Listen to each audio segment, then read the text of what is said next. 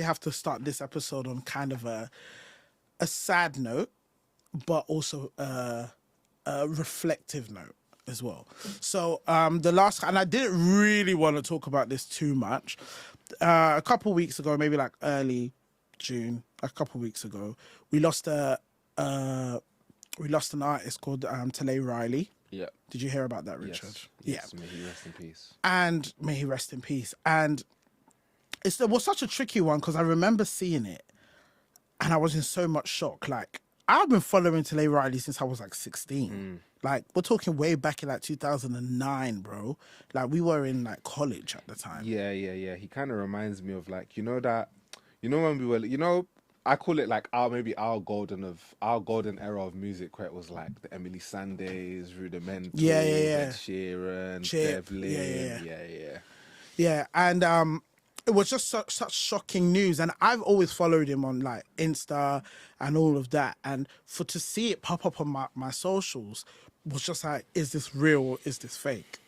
Obviously, I'm not going to go into detail about what happened and how he lost his life and that sort of stuff, but I almost want us to kind of pay our respects in terms of acknowledge the type of person he was. Do you get what I mean? Even just by following him on socials and obviously knowing of him, and even back when I used to do music and go to different shows and stuff, one consistent theme throughout is that he was a nice person. Like, he was a good person. Yes, we know he's talented.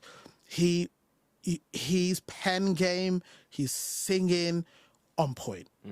But one consistent thing I've seen, and even from the posts and the tributes, is that he was a genuinely nice person and would do anything for anyone. And it's such a shame that someone that's only 35 years old, he's not even far off our age, right? 35 years old, has done so much in his life, but still had so much to achieve as well. Like, he's a Grammy winner. Do you get what I mean? He's written some of the songs that have literally paved our musical like library. Do you get what I mean? And for someone like that to lose his life, and for a nice person, like, sometimes, and for us recently as well, when you lose someone, you wonder why. Like, did that person have to lose their life? But this is one of those examples. Like, why did it, even the way it happened, but why did he have to lose his life? Obviously, God has his reasons. Yeah. However, in as much as it's difficult for people to understand, people just need to try and remember the legacy that he's left behind, and the musical legacy as well that he's left behind, but also just him as a person. Let that just continue through everything you do in your day to day and the music that you listen to. Would you agree with that? No, I would agree. I would agree that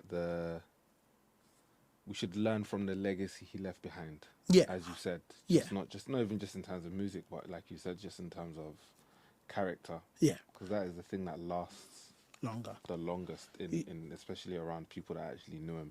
Yeah, 100%. And it's so funny because in one of the other episodes, I was talking about black representation, and I know in that episode we were talking about women, but he is literally black representation. He represented black culture in music, in as much as like his name might not have been mainstream, but he was doing all the work in the background, and he could, you know what?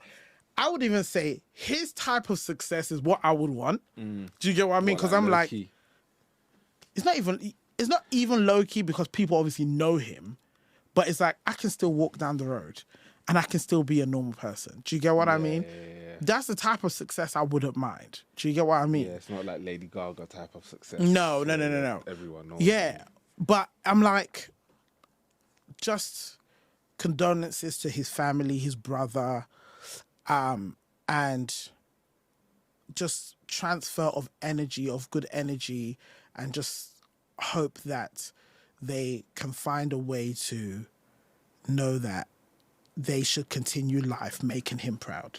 You know what I mean? And yeah, I'm working their way through that.